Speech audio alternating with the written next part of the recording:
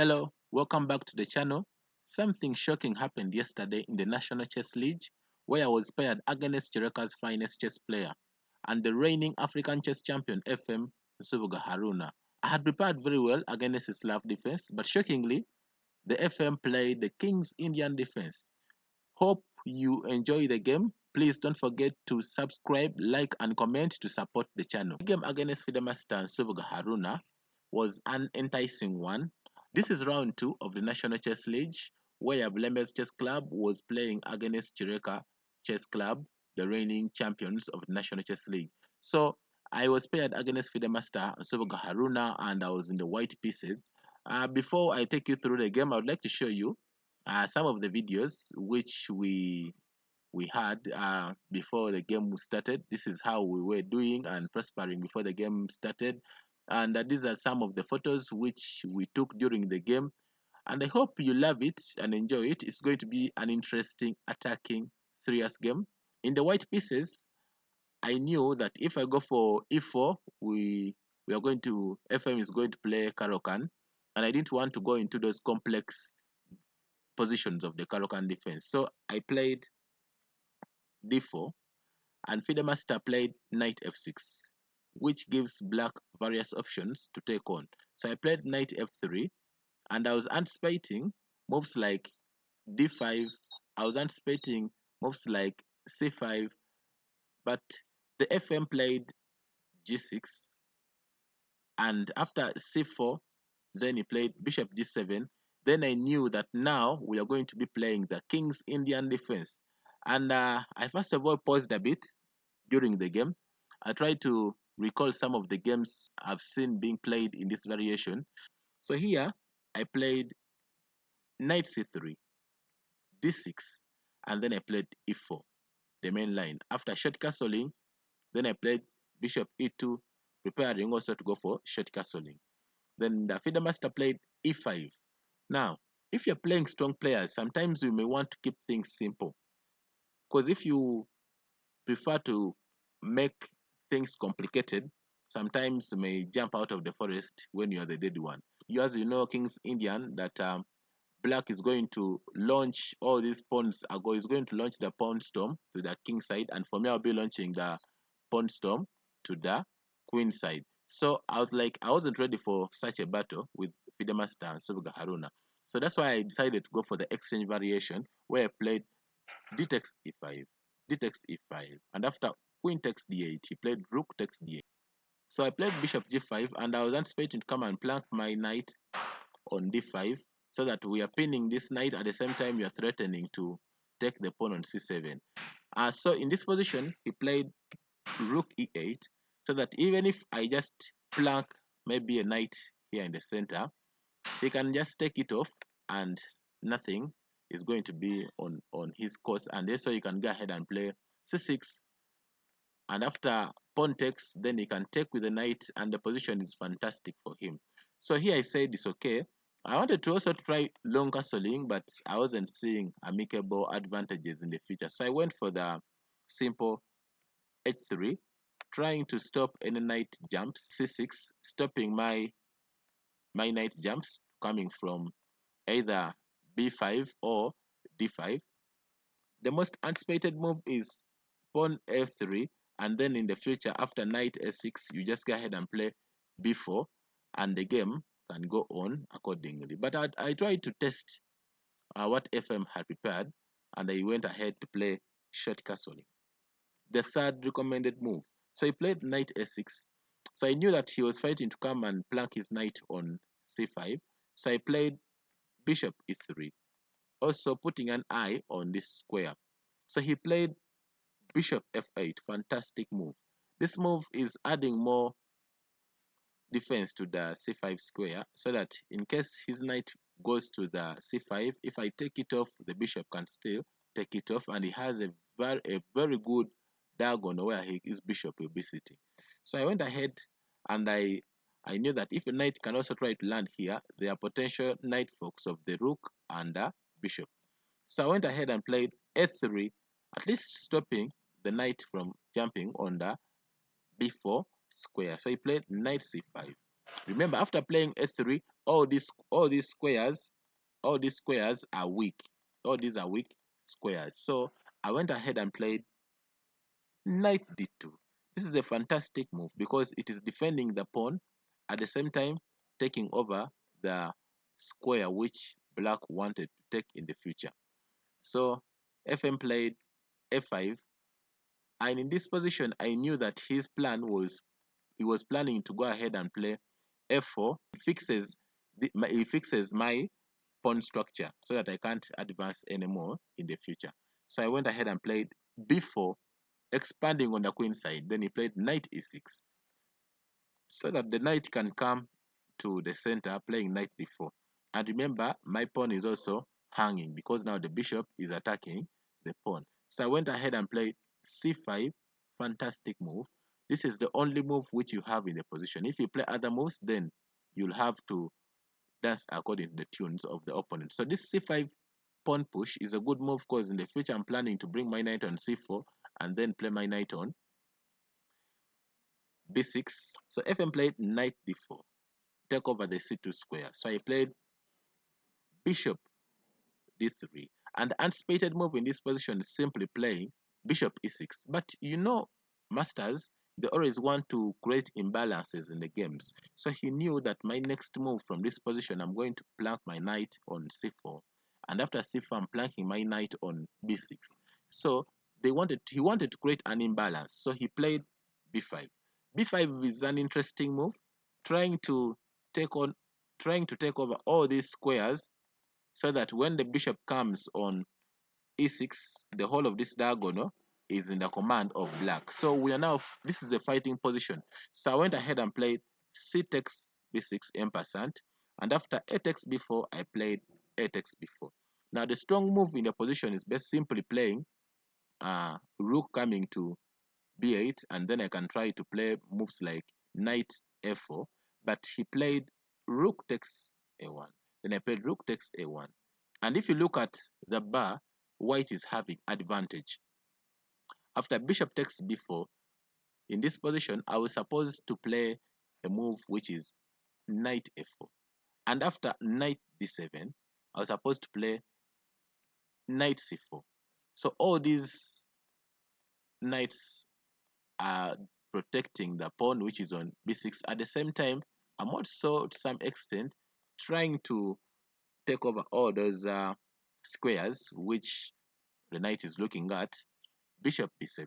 Then I go ahead and play knight a b2 because now the rook was planning to come to the last to a8. So I have to bring down the knight so that when it comes we just take it off. Bishop c5. Then I play rook a7. Now we are entering with our rook so that at the end of the day we can try to create havoc in the black side. After rook b8, then I play knight f4. So knight, we bring it back, attacking the bishop which is on c5, and also defending our pawn which is on b6. So after bishop b4, then we play knight a5. Now we're attacking the bishop, at the same time attacking the pawn which is on c6. So bishop takes a5, rook takes a5, and after bishop c8, then we play rook a7. In case of knight takes b6, we play knight takes b6. After rook takes b6, rook a8, and black has to sign the death certificate.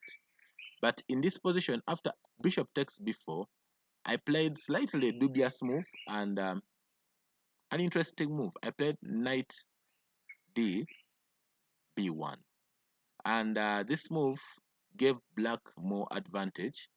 But I knew that at some extent I have to reroute my knights to go to f4 and then bring it back to c3, and the game can go on. So he played knight d7, attacking my baby, my sweetie, on b6. So I went ahead, I played knight f4, defending my pawn. After bishop b7, I played knight c3.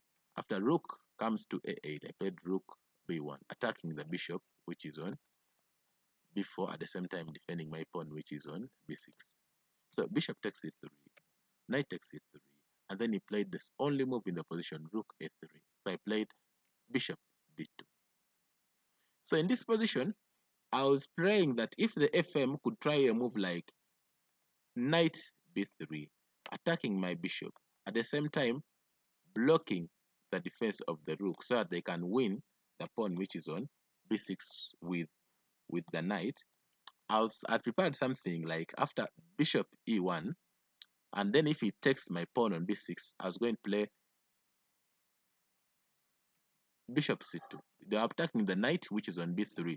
If knight d4, then I take the knight which is on b6, and after knight takes c2, hitting on my bishop, bishop d2. Now remember, I'm still attacking the bishop which is on c8, and he can't go back or anywhere because now I'll be entering with my rook and it will be bad news on his end. So he has to play rook a7, defending his bishop, and after bishop h6, so that wherever he moves the bishop, we are threatening checkmate in one. So he has to play f6, trying to create a square where the king can run from. Knight f4. So if you take this knight, if rook takes knight, we also take the bishop, and we are threatening to come and plank the rook on g7. So after rook takes f4, rook takes b7, rook takes e4, then I play rook g7 check. After king f8, then I play rook c7, trying to release another check. And after king e8, then I play rook takes c6. And I can tell you that after rook is attacking the knight which is on c2, at the same time threaten take f6. And let's go back. So after bishop d2, the FM didn't bother even to go for the knight b3 moves. He just played king f8. And after playing king f8, I played bishop c4. And after king e8, I played f3. So I'm trying to bring my king to f2, e3, where the money is. So for example, I missed my chances. If I would try a move like knight d1, and after rook f4, attacking my bishop which is on c4, then I would play knight e3, and this one will give me a slight advantage in the position. But I went ahead to play f3, and after f3, I played FM played f6, then I played king f2. Remember, this knight had chances of coming to check the king in case the bishop is not on this square. So that's why I brought the king closer so that I could jump away from all those threats. After king d8, then I played bishop d8. This move, you're going to see its advantage in the ending, black to put their pawns in black. So he played h6 with a simple tactic that if, for example, bishop takes pawn, the rook can take the knight which is on c3, of which I saw with my naked eyes, and played bishop c4, bring back the piece. After g5, I played rook b4, and the best move in the position is basically bishop a6. But FM played knight c2. Knight c2 in anticipation of, for example, if you try a move like rook f4 to have a rook exchange, then he could play knight takes b6, attacking the rook at the same time the bishop which is on c4. And after rook takes rook, knight takes a3. So black has a lot of activity and even his pawn up. So I said no, okay. In this position, after knight c2, I played rook b2, attacking the knight. After knight d4, I played rook b4, and the FM changed the move and played knight c5. So if you look at all these knights, they are focusing on this square, at the same time taking over the square which is on f4. So it means black is trying to squeeze water out of their position. So I played rook b2, and after king c8, I knew that the money is on the queen side. So I was planning to go and play king g3 in the future because I knew the money is on the king side. I had to plan to get a way where I can move my king and enter and take these pawns one by one. But that will be a story for another day. Rook a2, and after rook takes, knight takes. Slightly, the game is still equal, but if you look at it, black has at least an upper hand in this position. So he played bishop a6. I took the bishop, knight takes, then I played knight b4. But if you look at this position now, black is having an advantage because he's going to take my pawn which is on b6, and I will have no clear compensation. So he played knight c5, and I played h4, so that if he takes the pawn, then I can try to enter with my bishop and then fire all these pawns with my bishop. So I played king b7, then I took the pawn, takes the pawn, then I played king g3, where the money is. After king takes b6, I played knight a2. Knight a2, I'm planning to bring my knight on c1 so that the king can't go. I put here blockade whereby the king can't cross to come anywhere past those past those squares. So he played king b5, then I played knight c1. After king c4, then I played bishop a5. So I'm planning to play my bishop to come to d8 so that I can try to take some of the pawns so that I change the rhythm of the game. So I played knight b7, then I played bishop d2. So I played knight c5, then I went ahead and played bishop f5. Then he changed the move and played knight c e6. So here I played king d4. So I'm planning to come and enter and take these pawns because this is where the game is. So he played knight f4. So I played bishop d8. That if you take my pawn on g2, I also take your pawn on f6. Now, if you look at this position, it is white fighting for equality. And after knight e1, so that now this pawn is hanging, I went ahead and played bishop takes e5. And after knight takes f3, then I played bishop f6. But the best move was this: just take the knight, but I wanted to keep pieces in the board because I knew that in the future these pieces would be advantageous. So he played c5. So in this position, I was seeing that the next few moves the king may enter and things may not happen to be on my side because this square is taken over by the knight, this square is taken over by the knight, and my knight has no clear harmony of entering.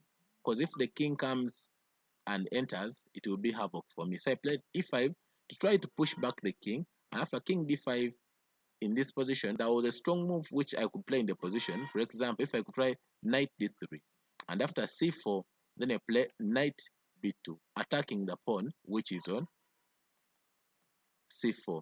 And if he plays c3, then I play knight d1, still attacking the pawn which is on c3. And after c2, then I play knight e3 check.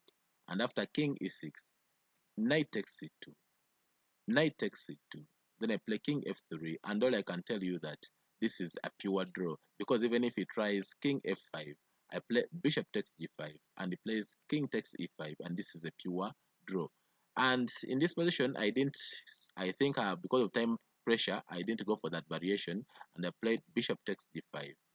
And then I had prepared a simple tactic in this position.